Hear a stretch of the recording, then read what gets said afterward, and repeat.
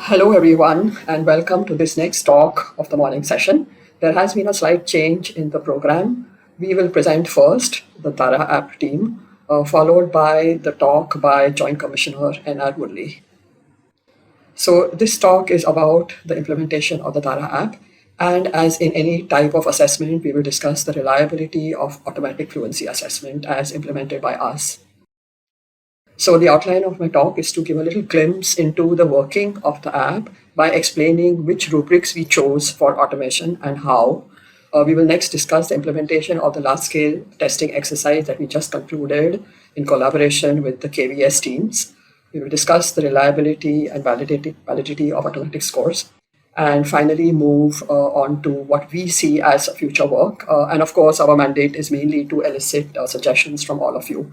So this talk will be delivered by me and with the help of Nagesh Nayak, Senior Tech Team Lead at IIT Bombay. So to begin with, let's reiterate the relevance of ORF. ORF, as brought out so clearly in Dr. Menon's talk, is a reliable and easily accessible indicator of overall reading competence. It's only an indicator, but it implicitly measures reading comprehension by way of these two important attributes: the accuracy of word recognition and the pace. The proper use of expression is also considered an important indicator of comprehension. As is well known, the automation of scoring facilitates objectivity and scalability, mainly in terms of saving on human resources, which typically need extensive training for tasks such as assessment. Our approach is based on the analysis of audio recordings of oral reading to predict scores in a manner based on learning from data. The data in our case are expert annotations of already available recordings. As in all machine learning applications, good data is at the core of the algorithms, which in our case include speech recognition and prosody modeling. So we are looking at these three main, dimensions or aspects of ORF. Which it turns out children learning to read acquire these in more or less this sequence. So first comes the accuracy, then reasonable pace, and then expressiveness, right? So and then those are all indicators that they're getting closer to reading with comprehension. Okay, so how do we measure words correct per minute? So you can see this is like the pen and paper style of doing it, where you listen to a child read with the stop clock and time the beginning and the end, and then just count the word errors. The rest of the words are the correct words. And then we use this expression, total number of correct words read upon the duration of the audio, and convert that to per minute. Okay, so the technology bit in this is to be able to do the speech recognition accurately in order to determine which words the child actually uttered correctly. On the other hand, expressiveness or expression is related to the syntax and semantics. It refers to the intonation, rhythm, emphasis we saw with those nice examples that Shailaja showed us in her talk, and pausing that helps chunk words or group words into phrasal and larger units, which actually brings structure and meaning to the text, right? So it's all comprehensible to a listener. In return, the child is also comprehending while they are using correct expression.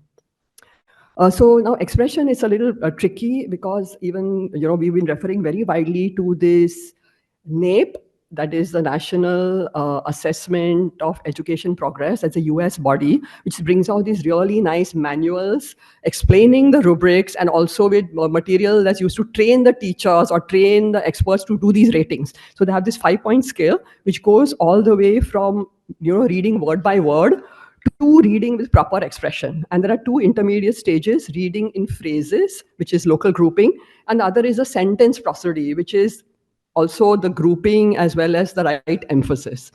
And it turns out that doing this sort of rating requires extensive training of human scorers and multiple quality checks. So it's inherently subjective, and it requires a lot of training before agreement can be reached. So it's altogether a pretty arduous process to rate expression. So one of the things that we set out to do is also to automate this. Okay, so what is prosody? So we already saw some examples. Here's an example of the type of text we have been using with our children's reading, the one that we did for class 3. So the same, single lines, double lines. So this essentially would be the, no other animals use silk in as many ways as do the spider. So many is in bold. So that's one of the potential emphasized words. They make it into houses, lifelines, aeroplanes, and the beautiful webs that all of us know so well. So that's how we would expect. So this would be, and so it's more than punctuation. So we can, in many cases in English, there are extremely long sentences where there is really no punctuation, and of course you run out of breath. So there are appropriate places to stop at, and there are inappropriate places to stop at, which actually destroy the syntax and the understandability of the reading, right? So that's the reason we had that. So I just give you an example, a glimpse into how we are doing the prosody rating. So here is a waveform of a child reading one sentence from that. And in the middle, you can see in blue is the pitch variation. So I'm just going to play this sentence out, and you can listen to it. It's the words are at the bottom, and just see if it makes sense to you as to which words are emphasized and how the chunking is done. They make it into houses, lifelines, aeroplanes, and the beautiful webs that all of us know so well. Okay, so that's, yeah.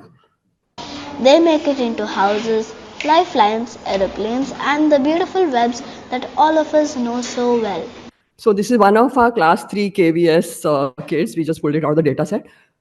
So if you look at, what I've shown here, the emphasized words have a rise in the pitch variation. So all those peaks there were the emphasized words. And also duration is being used as a tool for emphasis. So the word so, if you look at the bottommost length, it's unusually long for a short word. So that's another emphasis. So that's why it sounds like it does. And that's exactly what you're measuring. And the final dropping pitch contour is end of sentence intonation. So if you're ending a sentence, you would bring your pitch down. But if your sentence is not over, like they make it into houses, as opposed to done so well. So those are the cues that we are actually analyzing for. And then, of course, we have some reference prosody, and that gives us an idea, and we are able to rate it on that 5-point expression scale. And of course, the mapping to the scale is by using annotations by experts who have actually listened and rated on the 5-point scale. So they are doing it holistically because teachers are listening. They're not really saying, oh, this word went up, that word went down. But a computer can only work bottom up. And we have to do all these measurements before we get to that rating. Okay, so then coming to, so what do we do with all the things we can measure? So obviously we started looking out for benchmarks and, something to tell us that, the numbers we are seeing are indeed realistic. So then again, we had access to this NAPE studies. And what they show is their reading proficiency into basic, proficient, and advanced is based on a very detailed question-answer based evaluation. But what they did in 2018 is to also do these kind of measurements of WCPM and expression and then try to correlate the two. And what they saw is that actually those NAEP levels, including 3 new levels below basic, they actually correlate quite well with WCPM. So there is a WCPM distinction between NAEP levels, which actually are measured by very detailed question answering tests, right? So that, and these are all grade 4, and what they show is their basic is 120. This is of course for all the reasons that were discussed. They already know oral language. These are English at home speaking children, reading English in school, and so on. So that's what we see here. They also have benchmarks for expression on the 4-point scale, and their basic children are already at 4. 4 is very good phrasing, so they're already able to chunk in phrases. But once again, we see this kind of monotonic relationship or this correlation between expression and the so-called reading achievement levels of NAP. Okay, so what does our app really do? It has this child, the child is shown the text on a mobile screen, and the child reads, and then, that audio recording is passed to, so this is actually, we collect all the audio recordings and this processing occurs offline on the whole cohort. So we have automatic speech recognition, which measures reading accuracy, that is the number of words mistakes, and also the pace, the rate of reading words. And then a comparison with the benchmark, of course, that has still to be established, but we came up with some guesses, which we use to, put children into below basic or basic and above. For the basic and above, we do the prosody rating. It does not make sense to start looking at chunking when the child is just struggling with decoding words. And there we are able to do the 5-point scale, that is word by word reading, word, and all the way to very expressive reading. So we are able to rate that.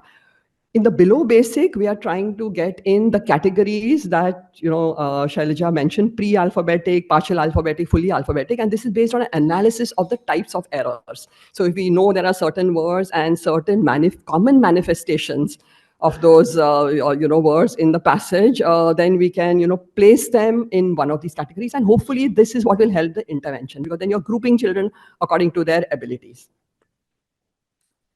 Okay, so the next part is about the implementation and the scalability. So Nagesh will present that, and then I'll come back to talk about the reliability.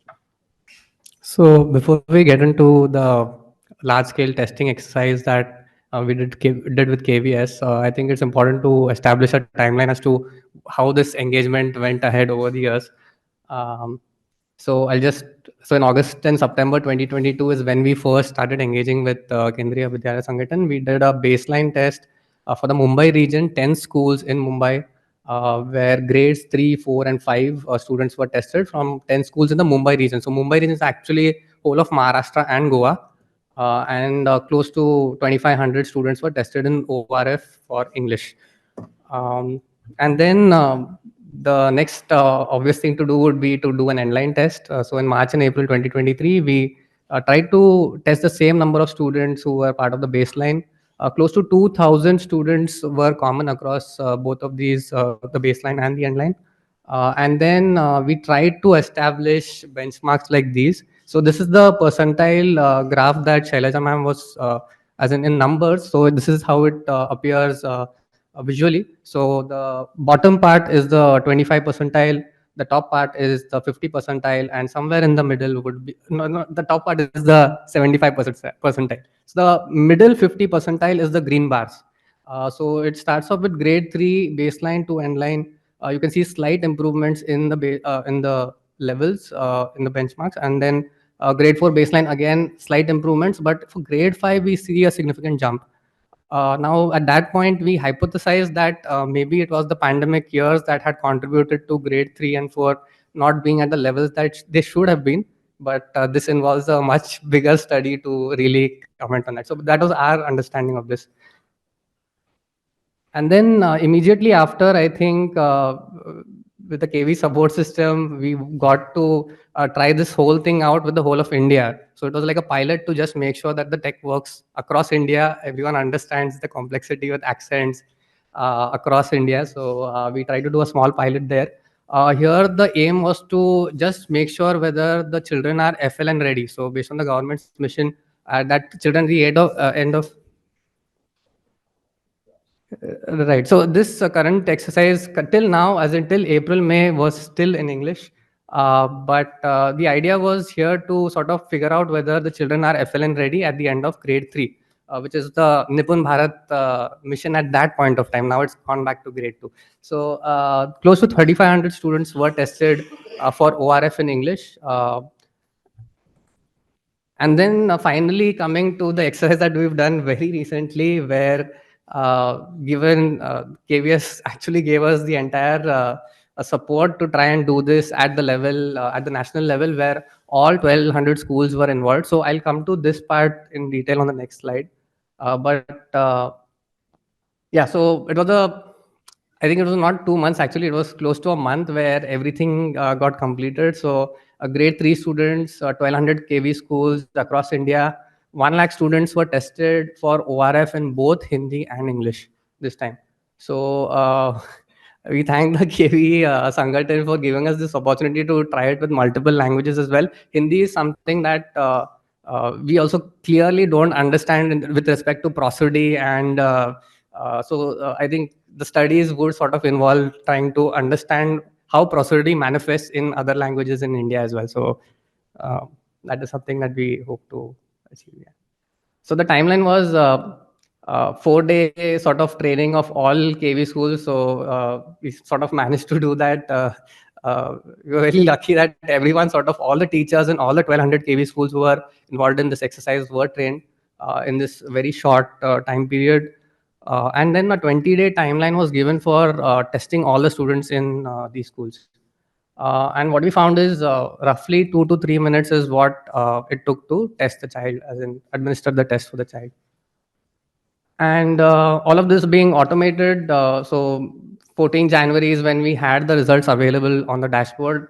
This again could be speeded up based on the computer resources that you have. We were using the lab resources for this, but we could have the results almost like within a couple of days as well. I think the next important question that everyone asks is like, what stories did you use for the testing process? Which is another important point. So, 3 English and Hindi stories were chosen in consultation with KVHQ and Dr. Anushna Ramanathan at TIS to make sure that these 3 stories are the same difficulty level.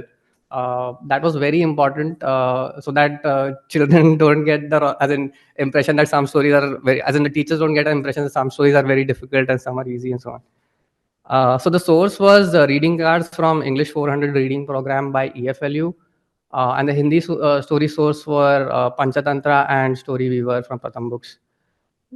So one important thing is in okay, I'll come to that in the next slides. But so for each student, one of the 3 stories was chosen randomly at the time of the test. Each story is split into 2 paragraphs of 50 to 75 words each. So in all, they actually read close to 120 to 150 words, and both paragraphs had to be attempted by the student.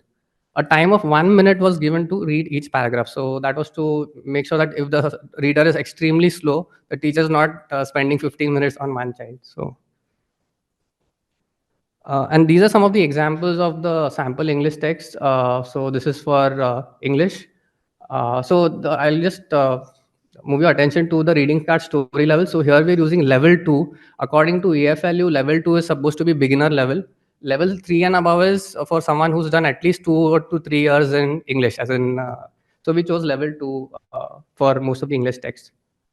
And this is an example of the Hindi text that we use for.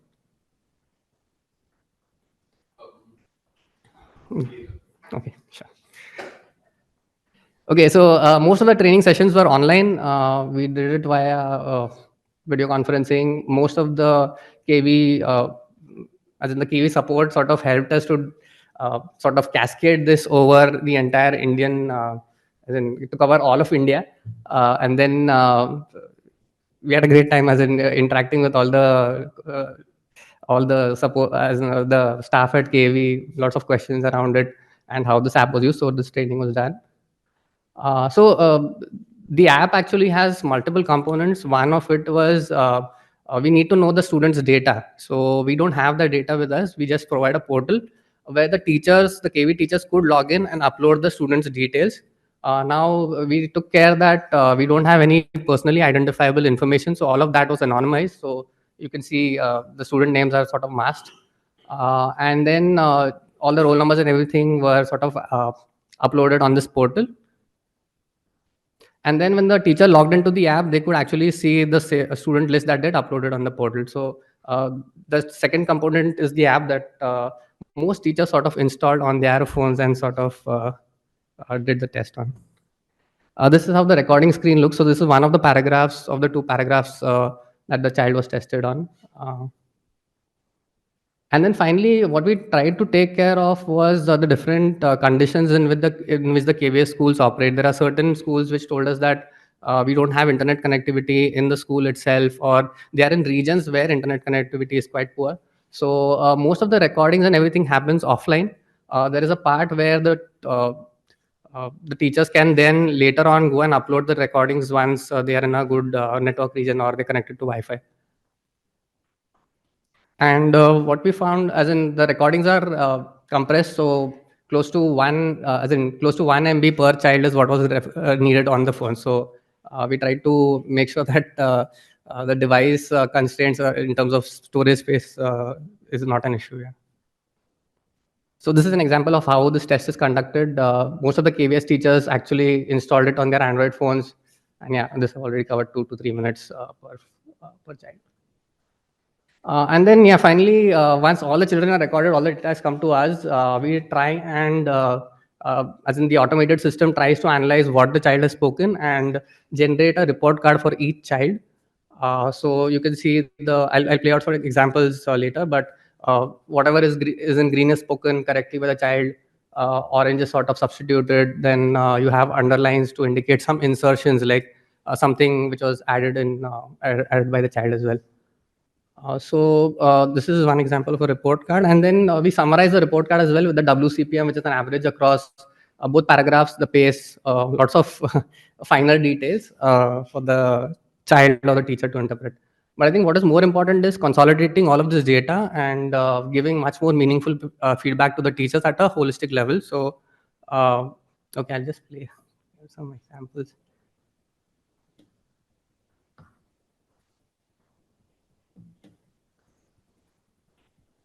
So I think I'll play one example where there's trouble in decoding because I think Shailja ma'am also mentioned this. So Gold is bright yellow. It is color of sun. If gold deep inside the earth, it lies far away from the sun's light. We have dig into the earth to take a gold out. Some things we So you can make out that the child knows some of the words, like sometimes is spoken as some things. So as in they just associate some of those initial parts and then think that that is the word and read it out. Articles are sort of getting missed completely for some reason. So this is an example of a child who has little bit of trouble. We have actually gotten slightly poorer children who sort of read each letter as well. I'll play those examples if we have time. Yeah. So this is an example of a child who can read most of the words correctly, but has issues with phrasing. So at the bottom you have marks in yellow. So most of the words are correctly spoken. So you don't need to focus on that, but focus at the bottom line, which is sort of indicating where phrasing mistakes have happened. So red is where the child has paused, where the child shouldn't have paused. Yellow is where the child should have paused, but glossed over, and then read quickly. So Gold is bright yellow, it is the color of the sun. We find gold deep inside the earth, it lies far away from the sun's light. We have to dig into the earth to take the gold out. Sometimes we have to cut a mile deep. These cuts are called mines. People fight for these mines. This is because gold is So you can make out mile deep. These cuts are called mines. People fight for these mines. So the phrasing is not at the right place. And as in, if we go back to that thing that if the child understands the text, they would have probably known that this is where I should have paused instead of pausing at random locations. And just to complete the story, one example of a good reader. Yeah. Gold is bright yellow. It is the color of the sun. We find gold deep inside the earth. It lies far away from the sun's light. We have to dig into the earth to take the gold out. Sometimes we have to cut a mile deep. These cuts are called mines. People fight for these mines. This is because gold is considered to be precious. So only one location where, but yeah, it was a good phrasing. More or less everything is in order. So these sort of report cards are generated for each child, and I'll just switch the tab. Just bear with me while I'm switching tabs to make sure that the online audience can see this. So we have examples for Hindi as well. Maybe I'll come to it later on. And then this is what the data showed us, like 1 lakh students in English and Hindi. If we look at the same percentiles or the benchmarks for grade 3, we found that English is roughly in this range. So it starts off at 49, the 50th percentile level is 70, and 75th percentile is 92. Whereas for Hindi, we see that the levels were slightly lower. Now that raised a question. We were just wondering, when we looked at the text, we found that in Hindi, like even simple words have got multiple syllables, so they probably take longer to read. So what we tried to do is plot the pace of the child, which is measured in syllables per second, to see if those, as in those numbers, look almost equivalent, and it did. So for English and Hindi, if you just look at the syllables per second at which the children are speaking, the levels look very close by. So WCPM, obviously for each language, like Shailaja ma'am was mentioning, certain languages have longer words. You'll have to establish benchmarks at different levels for different languages. But maybe looking at the syllables is something that we could think of. I will leave it to the experts to give us inputs on that. Okay, and then feedback to the class. So sort of just consolidating the data. This is where all the KVS students lie. So to make it easier for the teacher to interpret those graphs, we didn't use the box plots that I was showing before. We just put the children into 4 buckets, and these buckets were decided based on the WCPM levels. So 0 to 70 is one bucket. Not applicable are cases where they didn't attempt the entire, as in at least half the paragraph wasn't attempted, and 70 to 120 and 120 to above. So these levels 120 and 70 were based on the NAP study, but it is open to change. It's not set in stone yet. And then the teachers can actually find out how well their class is doing with respect to, and all of this information can be again given at the region level, at the school level. All of that is also available. Okay, so when we got to phrasing, so we, just like Professor Rao mentioned, we did phrasing only for those children whose WCPM was above a certain level. In that, we tried to find out how many have. So good phrasing was not too many mistakes in phrasing. Like that one case where we saw only 1 or 2 mistakes, so those also qualify in good. But we found that lots of children still are need help with phrasing. So most of them are reading the words correctly, more or less, but they do need assistance with phrasing, and there are kids who are reading very well as well. So there's a wide variety of students in the same class. And then again, you can compare with another region or a school in a particular region as well. So for this, I'll just move to a dashboard. So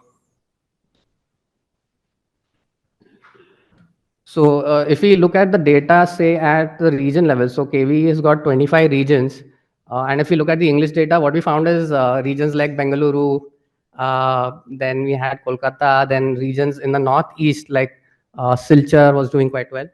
But if we went to Hindi, that's when all the levels start going up. So, okay, so just to again recap, the pink and orange indicates better. So more pink and orange is better. So for Hindi, we found Patna, Dehradun, then I think Lucknow. So all these regions doing much better. Of course, and if you look at the south regions, they're doing slightly poorer on Hindi. So that's just yeah. It was expected, but yeah, the data is also showing the same thing. Yeah.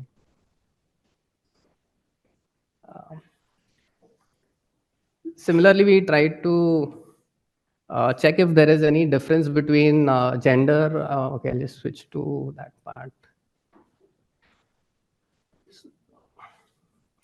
So we tried to see if there's any difference between genders when they're reading, but we didn't find any difference, at least in the KV school system.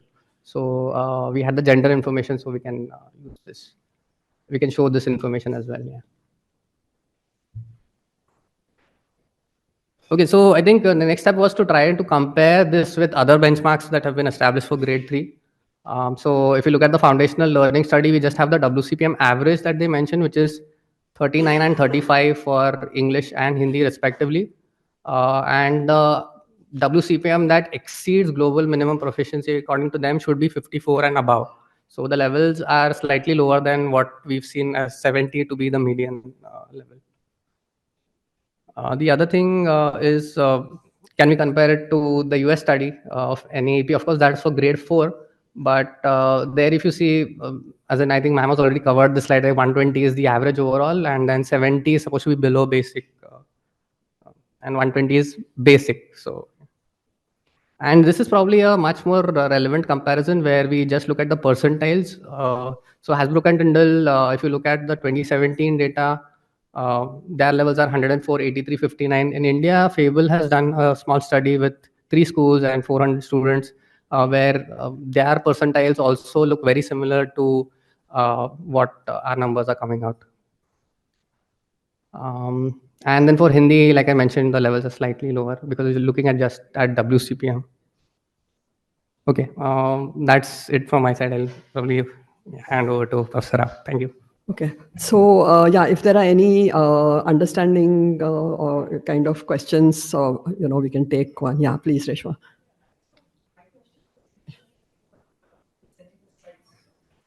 Yeah. You mentioned reading with comprehension. Mhm. So I'm just wondering where the comprehension part is being assessed through your app. Okay, yeah, I think that's a great question because I think we, went over it all very quickly. So the idea is that yes, indeed, reading with comprehension is measured, such as, for example, by NAEP. With the question answering scenario, where they ask them informative questions and then some discussive questions and critical questions and so on. But in the 2018 study of NAEP, they showed that there is a strong correlation between this attribute called WCPM and those reading achievement levels, which are measured using actual comprehension questions and so on. So what we are doing in our work is simply to operationalize those WCPM and expression quantitative measures as indicators. So, like we heard in Shailaja's talk, that those are indicators. And it's clearly like a symptom or something, that you measure. And of course, you have to dig deeper and do more diagnostics, possibly using question answers to determine, exactly the particular disability. Well, if they are not there, the child is certainly not comprehending. That's what it means, right? Right.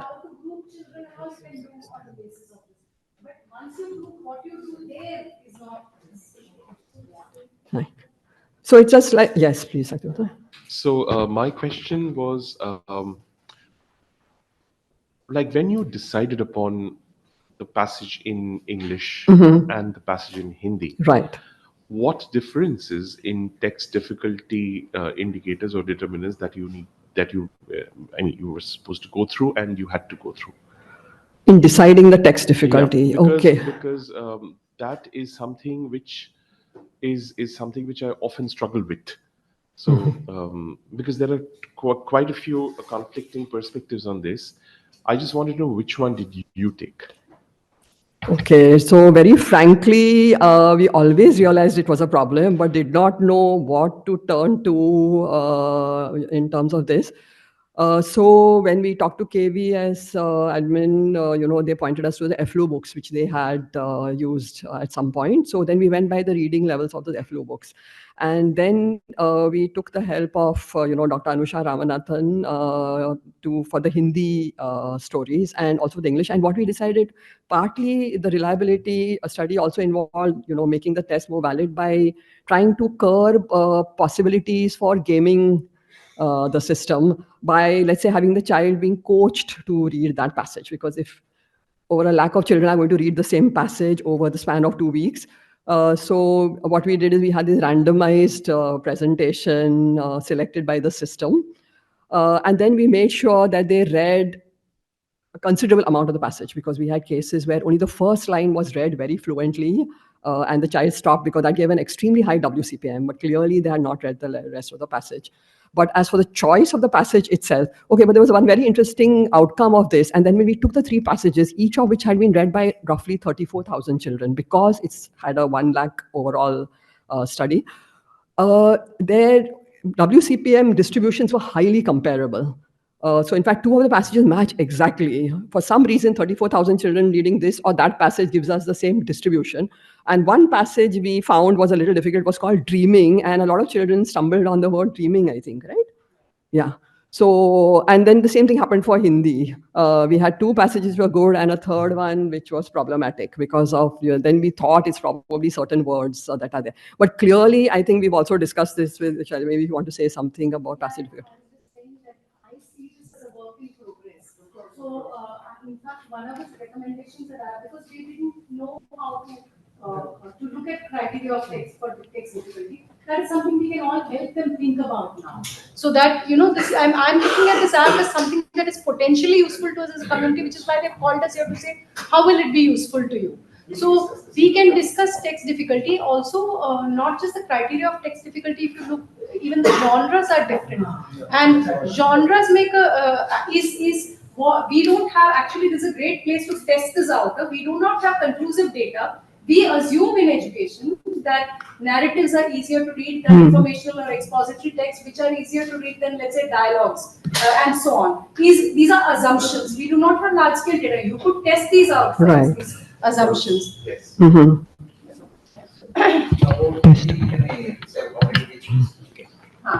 We were involved in deciding the passages for Hindi reading.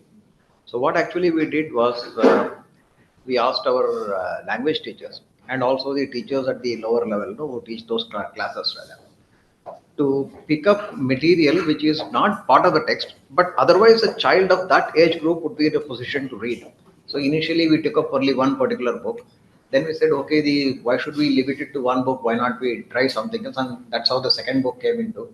And after shortlisting these stories with roughly similar context, the awareness of the context is roughly the same. The ability to decode the words in first reading is also roughly the same. And then we picked up a small number of schools, identified a small number of teachers, asked them to try it with their own class students. Of course, a very small number, nothing was documented, everything informal. And then we gave it to other teachers. Do you rate all these passages to be at identical difficulty level? And after getting that view only, we shared with them. So another thing that I would like to point out is about the context of the child and context of the text. Because if you are really thinking to use it at a wide scale across because Kendriya Vidyalaya all said and done is a one type of children that we are talking about. If you want to use it with different type of people, different type of children, the context is something what will matter a lot when it comes to prosody and comprehension. So does the system give you a chance to actually, upload your own text inside and then check all these parameters? Because that will be really useful for a teacher in the classroom, that I want to check in my class, given the context, maybe in some tribal village of Chandrapur, where I put my own text inside and then really assess this, and then I get the picture of my class. Correct. Absolutely. So that is indeed what is a feature we want to enable, because there's only a slight amount of automatic processing on each text, which can be done if it's uploaded, processed, and made available on this thing. So that's perfectly possible. Yeah. And speaking of the KVS exercise, we also have now, in collaboration with them, getting the teachers to rate the audio recordings, especially for Hindi. To see whether our automatic ratings, follow the trends that teachers would use. I just want to say one thing about this slide. Which I've shared with them, but I'm just sharing with you that I do not see KV schools as necessarily representative of the nation's average, nor in the Fable schools. They were very much private and actually above average schools. So the fact that Fable and Tara results are above average, above the FLS study is not a surprise, is all I'm saying. It's to be expected. Another thing that, would it be sensible to really, now that you have data about a lack of children, would it be sensible to go and cross-check it with actual comprehension exercises with a subsample of some sample, yes. That, how much does it really work with this thing? Not with the lakh students, but maybe a smaller this thing. Sure. Right. Okay, yeah, thank you so much. So talking about the passages, the only other thing you talked about is different genres. So we did not have passages with too much dialogue because we did not want it to get dramatic, because then scoring expression becomes difficult. But, they were mostly narrative and interesting otherwise, yeah. Okay, so now the reliability I'm going to talk about here is more about the, the actual algorithmic validity and reliability. So we had 3 studies from 3 data sets prior to this large exercise, which we have yet to do. So in order to do any kind of validity, we need manual ratings and manual transcription. So we had 1,600 recordings from a previous KVS exercise, which was manually transcribed. That is, somebody put on their headphones and typed everything the child said and counted the errors. And we found that the correlation of the manual and the automatic WCPM is actually quite high. So that's... so when we, put this bar around the diagonal, it's actually a slight overestimate. So the system tends to do a slight overestimate, but that estimate is up to 10 or 15 points more. And what we saw in those NAEP bar charts is the distinction between categories is actually more than 20, 25, and so on. But clearly, this is our app overestimates. But there is, for example, for progress monitoring, it would be fine because you would actually see if the child changed using the same system. Yeah, so actually NAP they did the same kind of a study and they found a 0.96 correlation for number of correct words. So this is not the WCPM, this is only about correct words. And once again, we see that it moves slightly above the diagonal, indicating that the system does not find as many mistakes as a human transcriber does. And that can be easily explained because there are slight differences. For example, we had a story about bears, and everybody read it and it sounded like they've all said, read it correctly. But when the human transcribers listened, they found that a lot of children are saying beers, because it's here, dear, beer, and how peculiar English pronunciation is. And of course, our system did not have in its vocabulary the word beers, right? We never expected to find it in a children's story.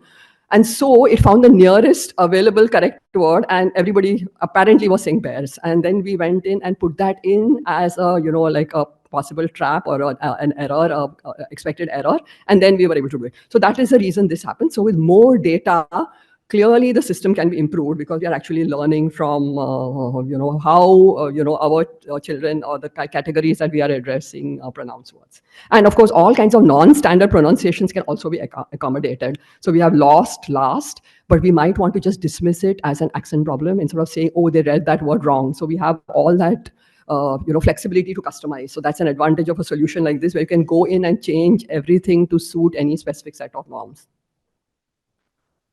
Okay, and then, so this is a similar thing telling you how many correct words it finds as opposed to manual transcription. So we find all the correct words, but we tend to overestimate the correct words, like for the reasons that I just mentioned. And we did another study with Pratham. So we were quite closely engaged with Pratham team until a year ago, and I think they had some different plans after that. So they actually had Asar annotators do the marking of mistakes on Hindi passages. So we analyzed close to 1,000 recordings of 12 paragraphs, and these are their typical paragraphs. And then the thing over here was to compare with Asar annotation. So these are not lab transcribed, but these are done by the Asar team. And there also we have a high correlation, but we had some outliers. And it turned out the outliers came because the child had read only, let's say, the first part of the passage. So there were a lot of deleted words because the child did not utter them, and they were not counted as mistakes by Asar. But our system doesn't find it, it counts it as a mistake. So anyway, so these are just to give you an idea about how it compares with manual experts and so on. And again, the same thing about the number of correct words. In the Asar case, we found that it was a lot more accurate because they gave us a lot of data where we could actually learn these. For example, we found out in UP, there's lots of confusion, and we could get all that into the system, and that really, shows in terms of, better metrics, better comparisons. And reliability of expression scoring. That's the one that's very subjective. So we also did this study. It was actually part of a PhD thesis where there were 1,500 recordings of text rated by English teachers on a scale of 0 to 5. And we had a 0.76 agreement between the raters, but automatic score is also in the similar league. So it's almost like a human rater as far as agreeing or disagreeing, where experts differ from each other. Okay, so that brings us to the future work. So what we are doing now is adding options for scoring word and letter. We've actually already done this for Pratham because Pratham has a lot of word lists and they have the numbers, right? Numericals. In Hindi, 99 and 37 and so on, the children are supposed. So we've done, automatic recognition for that as well. And of course, I think EGRA has a lot of these kind of exercises. So it's not a very difficult step to bring that in. We want to also do more diagnostics for below basic. So what are those words that are tripping the child that are indicative of their level in terms of below basic? Instead of dumping, 40 or 50% of the children there, can we get some fine-grained distinctions there? We want to extend Marathi and Kannada on the cards. We are, wanting to work. And this morning we spoke to, Nilesh Nirmkar, who said they already have a lot of Marathi data they've been working with. Kannada, we are still trying to organize a data collection.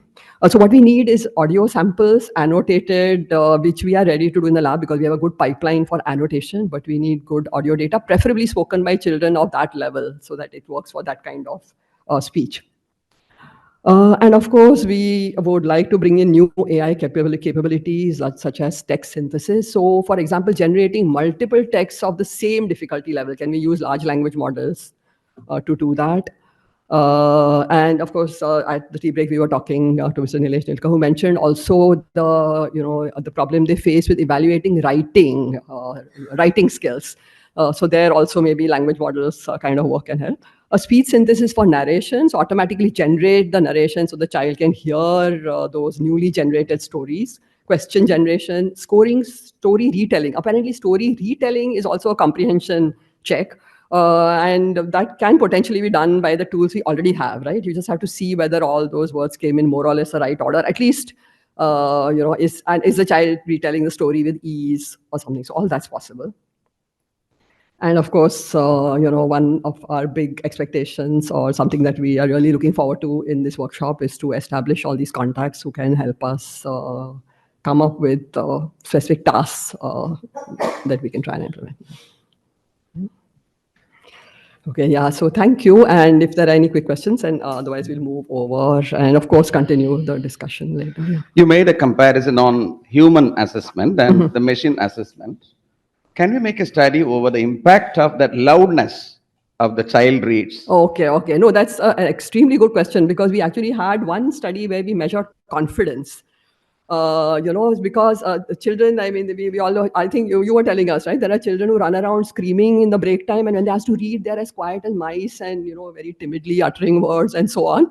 So you can actually measure confidence also from the same acoustic parameters in terms of their voice quality and their projection and loudness. Yes. It's not necessary in that point of view. Okay. Even otherwise, some people, when they read or speak some particular word, they don't say with that loudness. Not the whole sentence I am telling. Some words they may not say with the required loudness. One.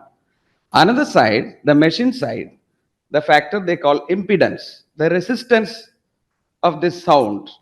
Okay, these two studies should be made as separate entities, and a comparison, the impact on this also can be made. Okay. So you're saying that they are, but maybe some words are challenging and therefore. Maybe challenging, sometimes their way of speaking also. Okay.